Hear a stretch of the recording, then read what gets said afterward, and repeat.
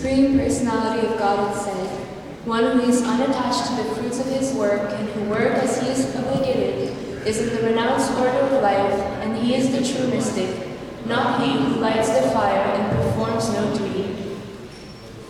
What is called renunciation you should know to be the same as yoga, or linking oneself with the Supreme, O son of Pandu. For one can never become a yogi unless he renounces the desire and sense gratification.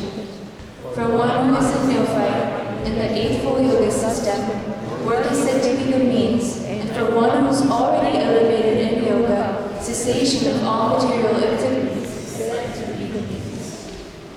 A person is said to be elevated in yoga when, having renounced all material desires, he neither acts for sense gratification nor engages in fruitive activities. One must deliver himself with the help of his mind and not degrade himself. The mind is the friend of the conditioned soul and his enemy as well. For him who has conquered the mind is the best of friends. But for one who has failed to do so, his mind will remain the greatest enemy. For one who has conquered the mind, the super soul is already reached, for he has attained utility. To such a man, happiness and distress, heat and cold, honor and dishonor are all the same. A person is said to be established in self-realization and is called a yogi or mystic when he is fully satisfied by the virtue of acquiring knowledge and realization. Such a person is situated in transcendence and in self-control. He sees everything, whether it be pebbles, stones, or gold, as the same. A person is considered still further advanced when he regards honest well-wishers, affectionate benefactors, the neutral, the mediators, the envious, friends and enemies, the pious and the sinners, all with an equal mind. A transcendentalist should always engage his body, mind, and self in relationship with the Supreme. He should live alone in a secluded place and should always carefully control his mind. He should be free from desires and feelings of possessiveness. To practice yoga, one should go to a secluded place and should lay kusha grass on the ground and then cover it with a deer skin and a soft cloth. The seat should be neither too high nor too low and should be situated in a sacred place. The yogi should then sit on it very firmly and practice yoga to purify the heart by controlling his mind, senses, and activities and fixing the mind on one point. One should hold one's body, neck and head erect in a straight line and stare stiffly at the tip of the nose. Thus, with an unagitated, subdued mind, devoid of fear, completely free from sex life, one should meditate upon being within the heart and make me the ultimate goal of life. Thus, practicing constant control of the body, mind and activities, the mystic transcendentalist, his mind regulated, attains to the kingdom of God or the abode of Krishna by cessation of material existence. There is no possibility of one becoming a yogi or Arjuna if one eats too much or eats too little, sleeps too much or does not sleep enough. He who is regulated in his habits of eating, sleeping, recreation, and work can mitigate all material pains by practicing the yoga system. When the yogi, by practice of yoga, disciplines his mental activities and becomes situated in transcendence, devoid of all material desires, he is said to be well established in yoga. As a lamp in the windless place does not waver, so the transcendentalist, whose mind is controlled, remains always steady in his meditation on the transcendent self. In the stage of perfection called trance or samadhi, one's mind is completely restrained from material mental activities by practice of yoga. This perfection is characterized by one's ability to see the self by the pure mind and to relish and rejoice in the self. In that joyous state, one is situated in boundless transcendental happiness, realized through transcendental senses, established thus, one never departs from the truth, and upon gaining this, he thinks there is no greater gain. Being situated in such a position, one is never shaken, even in the midst of greatest difficulty. This indeed is actual freedom from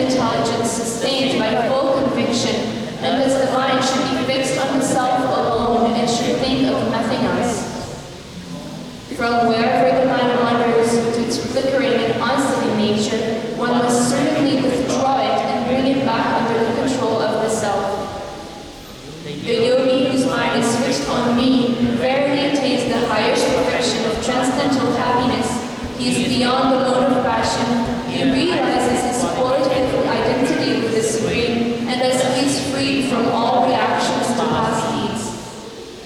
Thus, the self-controlled yogi, constantly engaged in yoga practice, becomes free from all material contamination and achieves the highest stage of perfect happiness in transcendental love and service to the Lord.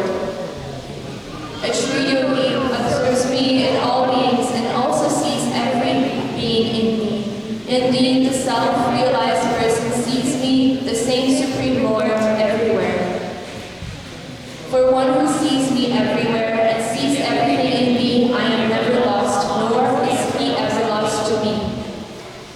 Such a yogi who engages in the worshipful service of the Supersoul, knowing that I and the Supersoul are one, remains always in me in all circumstances.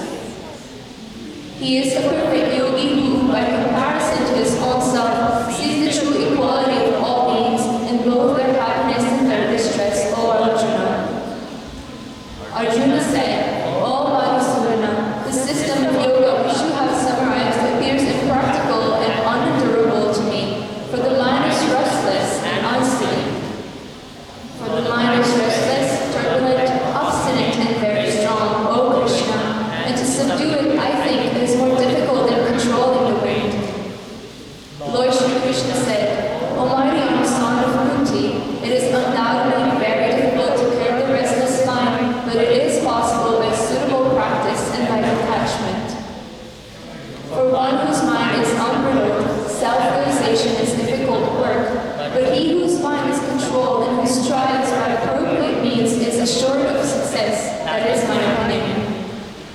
Arjuna said, O Krishna, what is the destination of the unsuccessful transcendentalist who in the beginning takes to the process of self-realization with faith, but who later desists due to worldly mindedness and thus does not attain perfection in mysticism?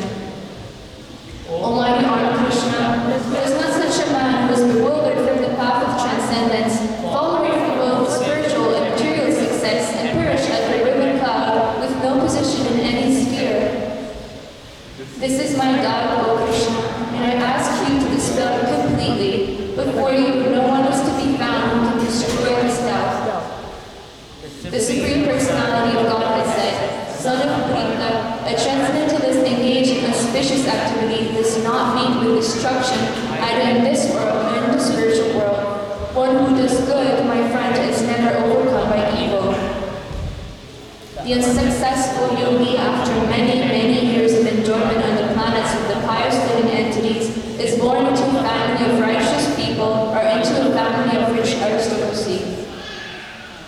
Or, if unsuccessful after long practice of yoga, he takes his birth in a family of transcendentalists who are surely great in wisdom. Certainly such a birth is rare in this world. On taking such a birth, he revives the divine consciousness of his previous life, and he again tries to make further progress in order to achieve complete success, O son of Kuru. By virtue of the divine consciousness of his previous life, he automatically becomes attracted to the yogic principles, even without seeking them. Such an inquisitive transcendentalist stands always above the ritualistic principles of the scriptures. And when the yogi engages himself with sincere endeavor in making further progress, being washed of all contaminations, then ultimately achieving perfection after many, many births of practice, he attains the supreme goal. A yogi is greater than the ascetic, greater than the empiricist, and greater than the fruitive worker. Therefore, O Arjuna, in all circumstances, be a yogi. And of all yogis, the one with great faith who always abides in me thinks of me within himself and renders transcendental loving service